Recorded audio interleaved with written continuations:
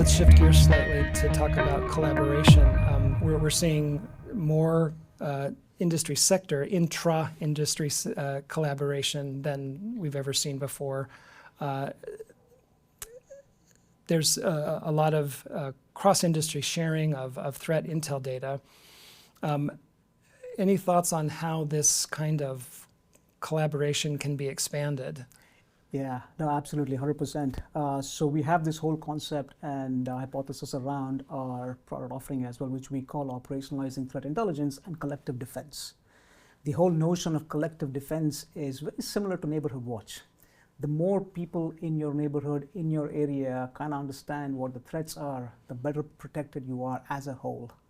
To make that happen, if I can give you the data that I believe is important to you, and you take the actions that are relevant to you.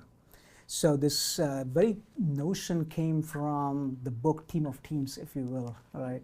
Which was about me having, everybody in that ecosystem having the same data, but you can take the decisions that are appropriate to you. So for example, in this intra-sector collaboration, and if I take an example of financial services, the larger banks may be having much more data that they might be dealing with for decisions that they take.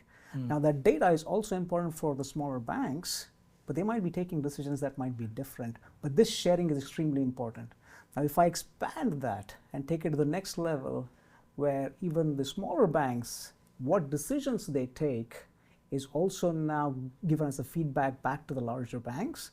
The larger banks know what is the risk profile of the banks that they work with in a financial services institution landscape, and they can take some appropriate decision to say which data is important for them and for the others. Thanks for that.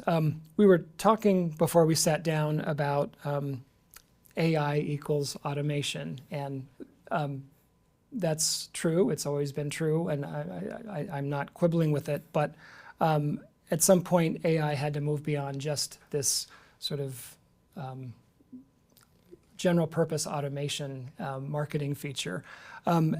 It feels like this is in fact happening, but I'm wondering if you can help us better understand how threat intelligence, AI, and automation have finally found their way and are delivering like real benefits to security professionals. Yeah, that's a fantastic question. So I would say about a couple of decades ago, and I've been in this space for quite some time, my first company that I built was also with respect to big data, some components around neural networks. But it was still very hard to do it because the scale was needed, the cost was not optimal, etc. And now we are in a situation at that inflection point where you have a lot of data, you can start collaborating as we just spoke about it, but at the same time you have these models that can be applied appropriately. So case in point in that exact example of compromised credentials, it is so fascinating because sometimes what happens is once these compromised credentials are observed, it takes a long time to figure out what to do with it. But with AI, now not only have I figured out the risk profile of the data that came in, very quickly understood that some of them are real users. They are connected to your identity access management systems, so they are real users. Oh, and by the way, some of them have already changed their password and credentials, so they're not at that high risk. Some of them have adhered to the governance policy systems, etc. And last but not the least is that operationalization capability with respect to actioning, and AI starts to action it on your behalf if you want it to. So not only did it take the decision around the automation piece of it, but the actioning piece of it. So that's how it starts to, everything starts to come together. Okay.